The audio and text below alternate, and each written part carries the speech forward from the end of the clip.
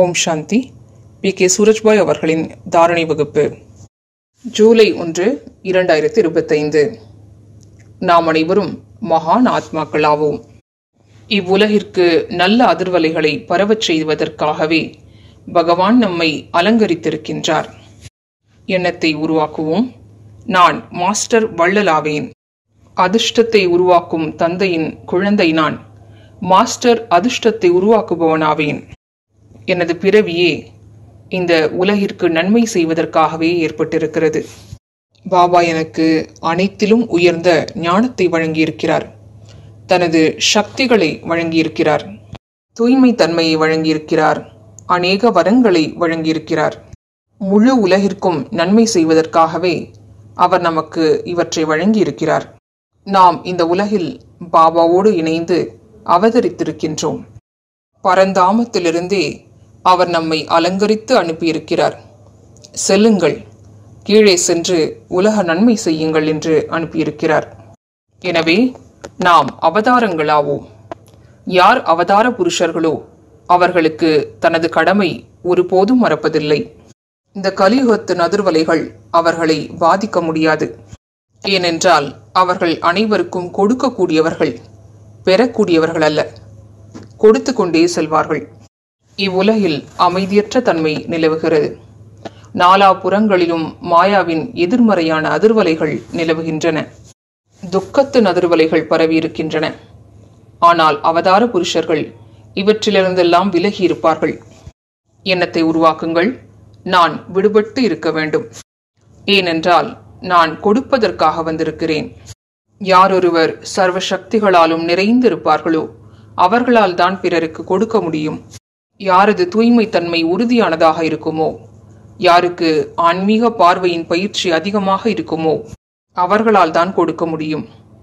ஏனென்றால் நமக்கு தேக ரீதியான பார்வை இருக்கிறதென்றால் பிறரது தூய்மையற்ற அதிர்வலைகள் நம்மை பாதிக்க தொடங்கும். மாறாக நமக்கு ஆன்மீக பார்வை இருக்கும் என்றால் நமது தூய அதிர்வலைகள் பிறருக்கு சென்று கொண்டே இருக்கும். நாம் நாலாபுறங்களிலும் சக்தி வாய்ந்த ஒளிமண்டலத்தையும் உருவாக்குவோம். அனுதினமும் அதிகாலை எழுந்து 7 முறைகள் நினைவு செய்வோம். நான் மாஸ்டர் சர்வசக்திவான் ஆவேன். இவ்வாறு தொடர்ந்து பயிற்சி செய்ய செய்ய நம்மை சுற்றி சக்தி வாய்ந்த ஒளிமண்டலம் உருவாகிவிடும். அந்த ஆரா எப்படிப்பட்ட இடத்திலும் நமக்கு பாதுகாப்பாக அமையும். 2வது பயிற்சி, நான் தூய்மை தன்மையின் சூரியனாவேன்.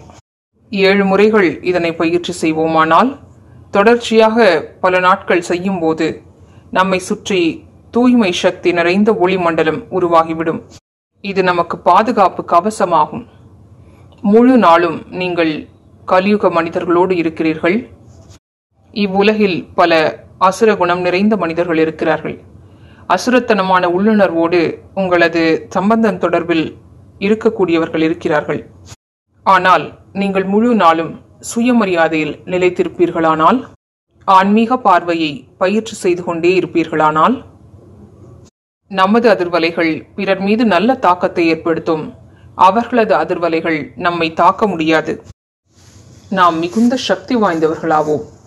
யாரோ ஏதோ கூறிவிட்டார் என்றால் அதனை நினைத்து கொண்டு ஃபீலிங் செய்யக்கூடியவர்கள் நாம் அல்ல. அத்தனை சென்சிட்டிவ் நேச்சர் இருக்கக்கூடாது. அவ்வாறு ஃபீலிங் செய்கிறோம் என்றால் நாம் அதன் பாதிப்புக்கு ஆளாகிவிட்டோம் அல்லவா? அவர்களது அதிர்வலைகள் நம்மை தாக்கிவிட்டன. கூடாது.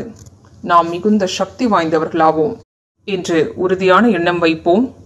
நான் அனைவருக்கும் கொடுக்க வேண்டும். நானோ வள்ளலாவேன். இன்று நாம் இயற்கைக்கும் உலகிற்கும் தூய அதிர்வலைகளை பரவச் செய்வோம். நான் பரம தூய்மையான ஆத்மா அல்லது நான் தூய்மை தன்மையின் தேவியாவேன் என்று பயிற்சி செய்வோம். மேலும் நான் இந்த முழு இயற்கைக்கும் தலைவனாவேன். மேலும் பாபாவின் தூய அதிர்வலைகள் என் மீது பொழிகின்றன. என் மூலமாக நாலாபுறங்களிலும் பரவுகின்றன. இயற்கைக்கும் செல்கின்றன.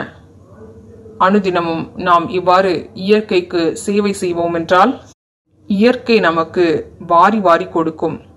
மேலும் கடைசி காலத்திலும் இயற்கை நம்மை துன்புறுத்தாது. ஓம் சாந்தி.